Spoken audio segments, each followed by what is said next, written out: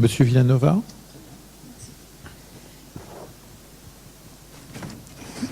Merci de m'avoir invité. Merci Jean-Michel de la confiance et de l'amitié que tu m'accordes depuis déjà pas mal de temps. Je vais vous tenir le propos du juriste qui, au fond, complète et est relativement d'accord avec ce que vient de dire le professeur Valencien il y a quelques instants. Je vais d'abord vous parler du temps. Peut-on arrêter le temps? Peut-on arrêter la mécanique du temps? C'est impossible. Alors, il ne faut pas non plus se réfugier dans le passé, fantasmer, idéaliser, magnifier. Ce passé, dans notre souvenir, est toujours plus beau qu'il ne fut dans la réalité. Alors revenons au temps présent, revenons au temps d'aujourd'hui. Et ce temps, je vais en parler, non pas comme on en parle d'habitude. C'est un temps de violence, d'incertitude, de crainte, d'injustice. Ce temps présente aussi un versant lumineux. Les livres, les espaces qui s'ouvrent, les échanges, le progrès au service de l'humain. C'est aussi ça notre temps. Ce n'est pas seulement toutes les vicissitudes. Et ceci rend ce temps passionnant. Il nous appartient de le sculpter et de le transmettre ensuite à ceux qui vont nous suivre. Aujourd'hui, on vit mieux qu'avant, en tout cas sous nos latitudes. Les maladies reculent, les frontières de la mort sont repoussées. Alors sur la mort, il faut quand même rappeler quelque chose, nous allons tous mourir. Et on ne guérira pas de la mort comme certains esprits tentent de le faire entrer dans les têtes. On ne guérira pas de la mort pour une raison très simple, très bête. La mort n'est pas une maladie. Donc nous sommes appelés à mourir et nous laisserons notre place à ceux qui nous succéderont.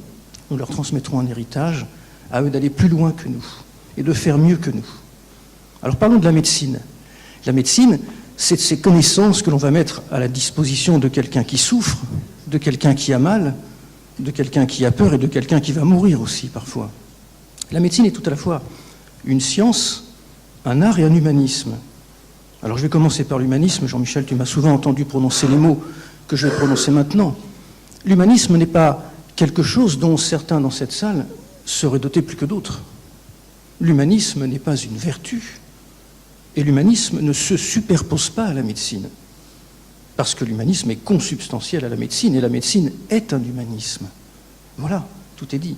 Et l'humanisme ne consiste pas seulement, c'est bien plus complexe que cela, à tenir la main de la personne qui va mourir. C'est bien autre chose. La dimension de l'art médical, ça fait des années que je travaille là-dessus, avec mes étudiants, avec des professeurs, avec des chercheurs.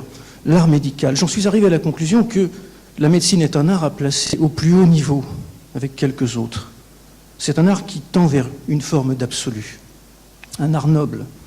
Mais attention, l'art, quelle que soit sa forme, court un danger mortel, celui de sa vitrification. Cet art va être admiré, muséifié, admiré derrière des vitres blindées. On va le chuchoter lorsqu'on en parlera. Et au fond, cet art sera éloigné de nous. Il nous aura quittés. Il aura quitté l'humain. Est-ce que la médecine est soumise à ce risque de vitrification, ce risque mortel de vitrification? Alors, comme les cantates de Bach, comme les tableaux de Raphaël, comme les merveilleuses mémoires d'outre-tombe de Chateaubriand, je ne pense pas que la médecine encourt un tel risque. Pourquoi? Parce que Bach, Raphaël, Chateaubriand, ce si précieux Chateaubriand, la médecine, sont dans la permanence, sont dans l'intemporalité. Écouter une cantate de Bach ou lire quelques pages des mémoires d'outre-tombe, c'est être dans le passé, mais c'est aussi être dans le présent et dans l'avenir. Nous sommes dans l'intemporalité. Et la médecine est également dans l'intemporalité et dans la permanence. Elle est du passé, elle est du présent, elle est du futur. Alors qu'est-ce qui fonde cette permanence et cette intemporalité si précieuses pour vous, pour nous tous, pour la société? Alors des choses qui ont été dites, y compris à l'instant par le professeur Valencien, des choses qui ont été dites et qu'il faut rappeler à vos futurs consoeurs, à vos futurs confrères. Le regard qui se croise avec le patient, l'empathie ni trop proche ni trop lointaine, comme le philosophe l'avait défini en d'autres temps Emmanuel Kant. Alors c'est aussi le toucher du corps en souffrance. J'y suis attaché, je touche un corps en souffrance. C'est également la tentative de guérison, et parfois on y arrive. Et puis aussi, et surtout, et nous sommes dans le débat d'aujourd'hui, c'est le secret partagé. Le secret partagé, tout commence et tout s'achève avec le secret. Si précieux, je suis toujours quelque peu interloqué et parfois agacé par ces tentatives de mise à la rivière du secret médical lorsque survient un accident, aussi catastrophique soit-il, la Germanwings l'année dernière, on va jeter le secret à la rivière. Non, surtout pas. Le secret est précieux. Tout commence et tout termine par lui. Et il n'y a que le législateur, avec des pincettes, qui peut déroger à tel ou tel aspect du secret médical, ce qu'il fait, ce qu'il a fait dans les conditions nécessaires à la protection notamment des plus faibles d'entre nous, de nos enfants, de nos parents, des invalides, des incapables. Alors, vive le progrès, mais quel progrès? Un progrès maîtrisé, non pas au service de lui-même, non pas au service d'une petite élite, petite au sens quantitatif, vous m'entendez bien, au service de tous. Et foin des emballements, moi je me méfie des emballements. Et les questions que nous nous posons ce matin, les sujets que nous abordons ce matin, sont des sujets à emballement. Nous ne sommes plus des enfants éblouis au pied du sapin par la voiture de pompiers qu'on a découvert dans les cadeaux et qu'on va casser parce qu'on ne sait pas monter l'échelle. Attention aux emballements. Attention aux emballements. Et mettons en garde également contre les discours d'apprentis sorciers ou de je ne sais quoi qui entraînent la société dans des fantasmes tout à fait destructeurs pour elle, en tout cas qui conduisent à des voies sans issue. L'être humain est fragile. Et le médecin est doublement fragile. Il est fragile en tant qu'être humain et il est fragile en tant que médecin. Alors moi, je veux choyer le médecin, l'entourer, le protéger. Et quand j'entoure et que je protège le médecin, j'entoure et je protège le patient, bien évidemment. Puisque le médecin et le patient forment un couple indissociable. Il y a une osmose entre eux. Le couple que je constitue avec mon médecin m'importe plus que le couple que je constitue avec le constructeur de la voiture que j'utilise. J'ai besoin de lui, il a besoin de moi. Donc, en protégeant le médecin, en l'entourant, je vais protéger également le patient, celui qui souffre et celui qui a mal. C'est important, je crois, à signaler. Alors, effectivement, le big data, les prothèses innovantes, tout ce concentré magnifique d'intelligence, il faut le saluer. Il faut en saluer la venue, la montée en puissance.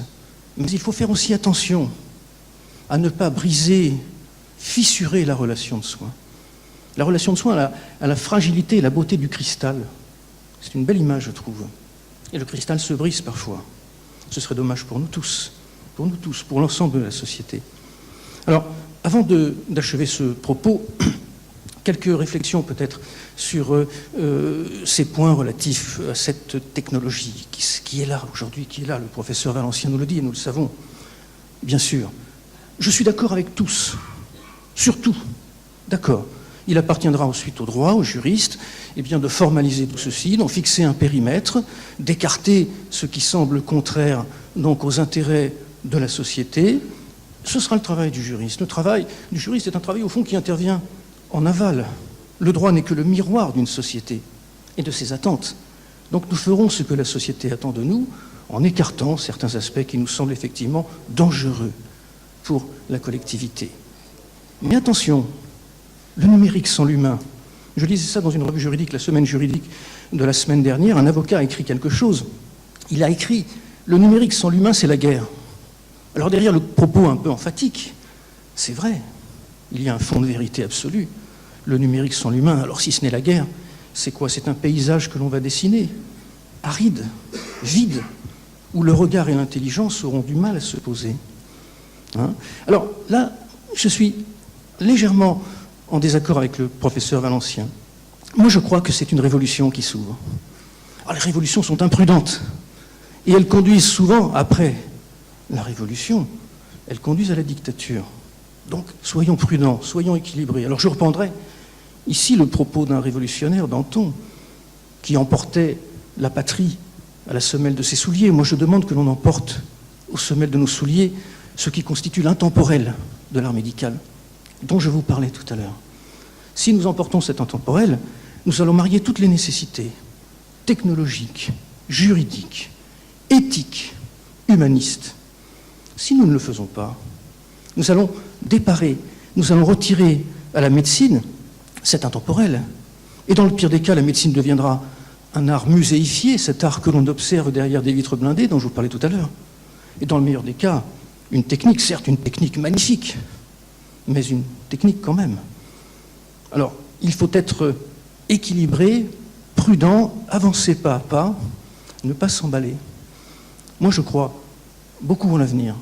et je suis tout à fait optimiste. Je vous remercie.